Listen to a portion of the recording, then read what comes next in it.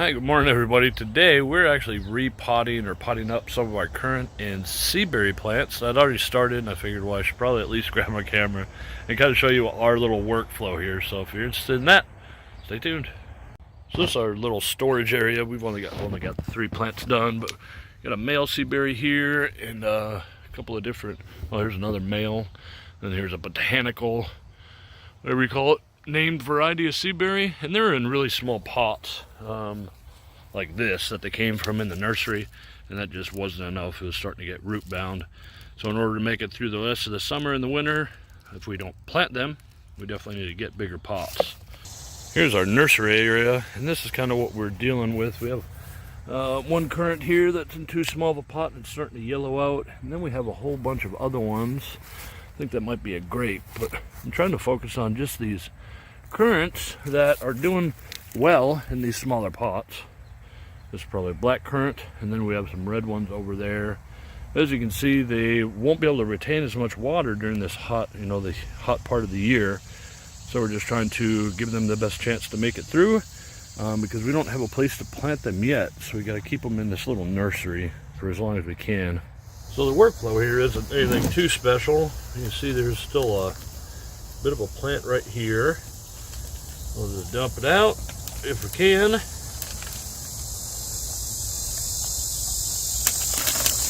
There we go. And see, there's a little bit of grasses in there. We just kind of expose this. And this one, as you can tell, the plant hasn't grown very much and the roots haven't grown very much. But if you look at this one might be the same. You see how there's the seaberry. There's also all these grasses, so it's hard to tell these roots which one is which. But what we're trying to do is just get it in a bigger pot. And how we do that, just a little bit of shovel work. We had just picked up a load of compost from Green Cycle here in town.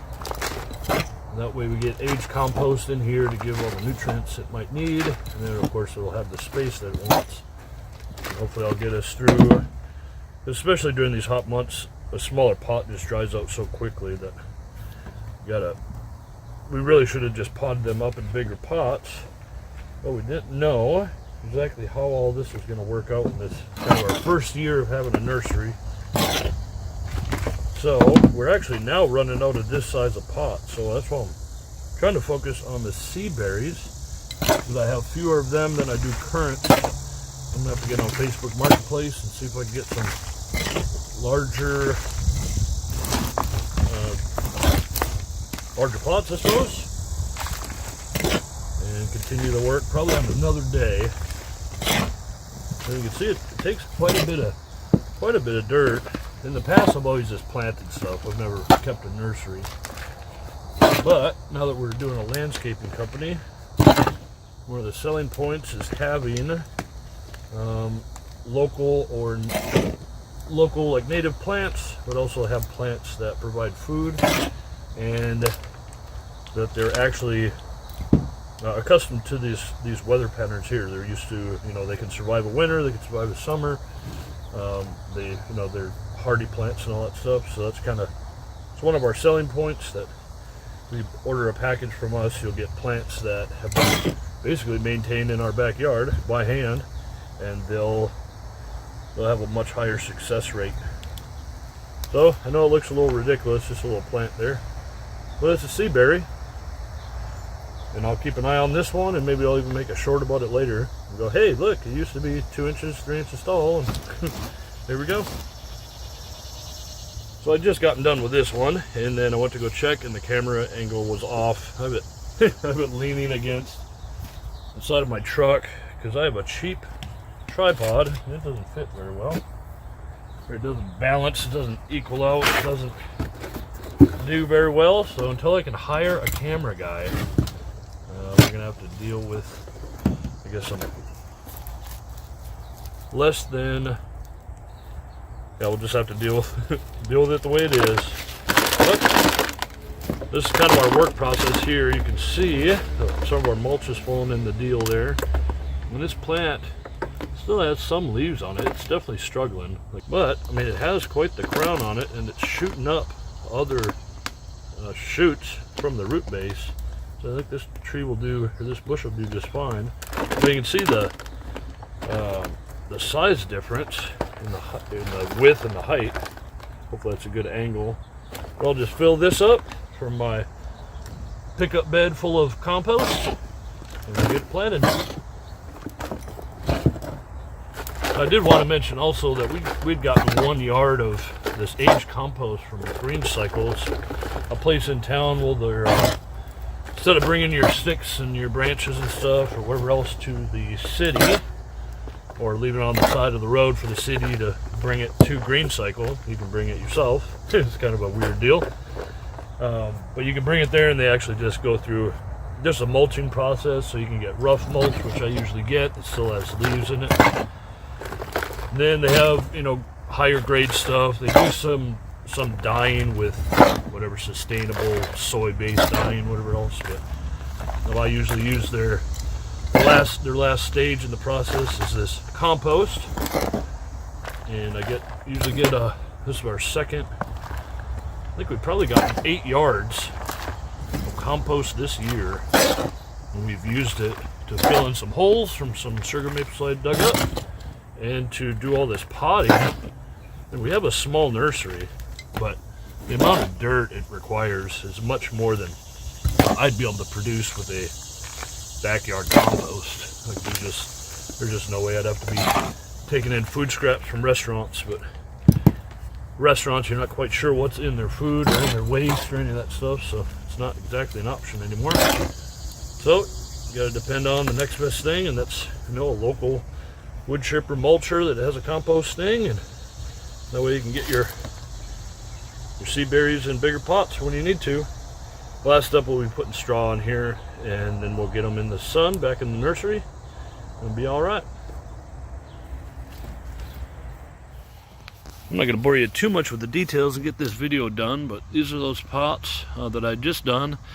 We're going to put them over here so they get mostly, you're going to get pretty much 24 hours of sun, which may or may not be a good idea, but that's how our nursery is run right now. We don't have any shade cloth. We don't have any perimeter trees to really give us any shade.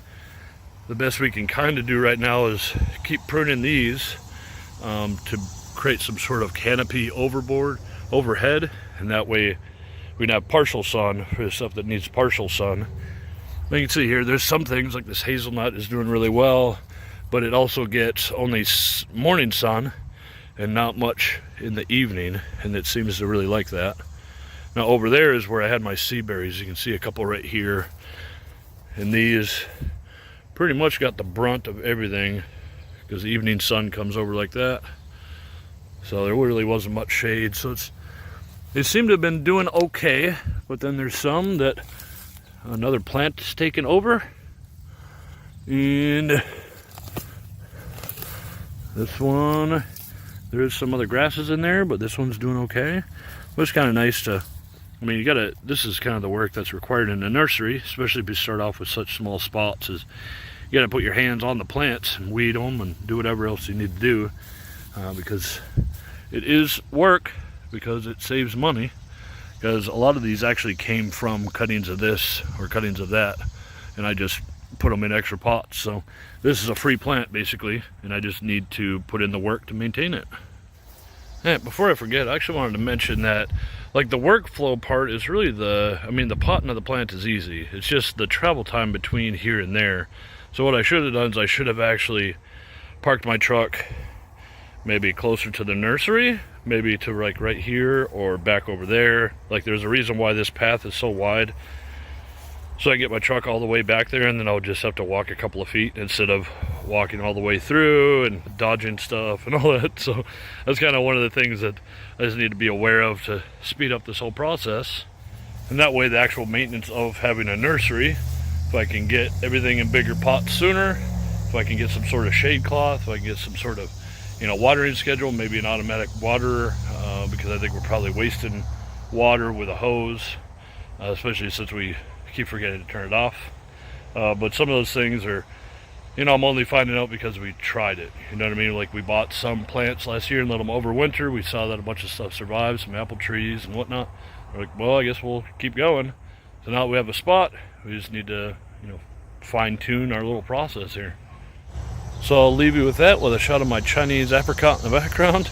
I want to thank you for watching, and I really got to get some of this work done because it's getting hot. But thank you for watching. We'll see you next time. All right, bye-bye.